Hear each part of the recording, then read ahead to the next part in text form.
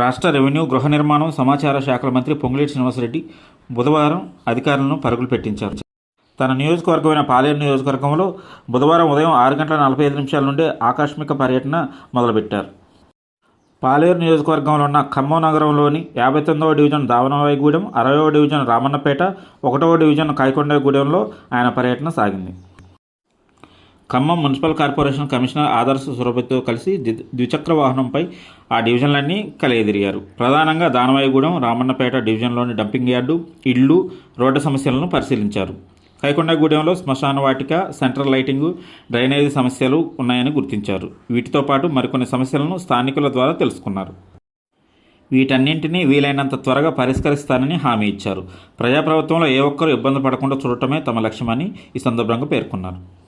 ఆకస్మిక పర్యటనలో ప్రజల నుండి వచ్చిన వినతుల పరిష్కారానికి అధికారులు చొరవ చూపాలని ఆయన ఆదేశించారు. అధికారులు మొద్దు నిద్ర వీడి ప్రభుత్వ ఫలాలు ప్రజలకు అందేలా దృష్టి సారించాలని సూచించారు. ఏ ఒక్క అర్హుడు తనకు ప్రభుత్వ ఫలం అందలేదని ఫిర్యాదు చేసినా దానికి అధికారులనే బాధ్యులను చేస్తామని హెచ్చరించారు. మంత్రి పర్యటనతో తమ డివిజన్లలో నెలకొన్న సమస్యలకు పరిష్కారం దొరుకుతుందని స్థానిక ప్రజలు ఆనందం వ్యక్తం చేశారు.